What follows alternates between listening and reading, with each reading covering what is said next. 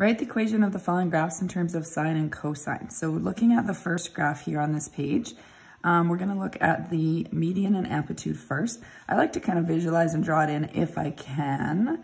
So that's right halfway through this part here. So that's going to be my median. So that's my D value. So that's going to equal 1. My amplitude is a distance from the median to the max. So this would be a distance of 1, 2 right here. So the amplitude is 2. Now I want to look at the period. The period, I want to look for one repeating pattern. I'm lucky that there's a min right on the x or y-axis, so I can look from a min to a min. So this full distance here from min to min is 1 period. So that would be, the period is equal to pi. So if the period equals pi, then the b value is going to be 2 pi divided by pi, or 2. So we have a b value of 2. Now for the C value, we're going to look at, it's going to depend on whether we're using sine or cosine. If I was to choose the easiest, if I only had to write one equation, I would actually choose negative cosine because then I could start at the min. So let's write that as one of the options. So y equals negative, because I'm going to deal with negative cos, the amplitude has to go in there as well, cos, and then I wouldn't put a shift in. I'd need my b value. I can use x or theta. I'm using x just because x is written here, so technically I should use an x. Otherwise, this would be a theta symbol. And then my median is +1.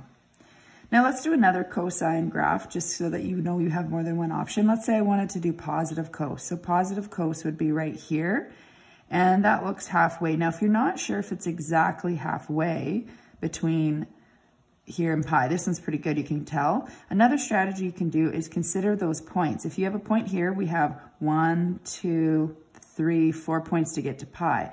So if we were to take pi, if remember the period is pi, so if we wanted to see how far apart the points are, we would divide by 4. So pi divided by 4, these are pi by 4 apart. So if I were to put little dash lines where these points all line up, I would know they're pi by 4 apart.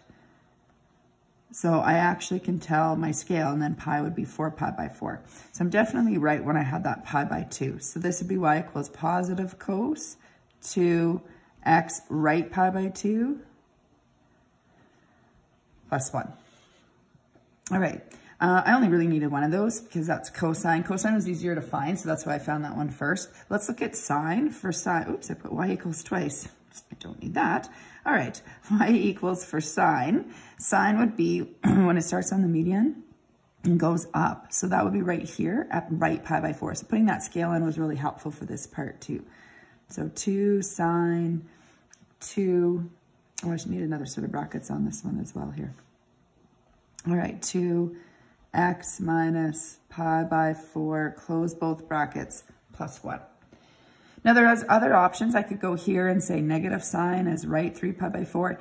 Technically any of these points along here I can choose. I can go this way as well and use negative sine and say left pi by 4. So there's lots of options for that.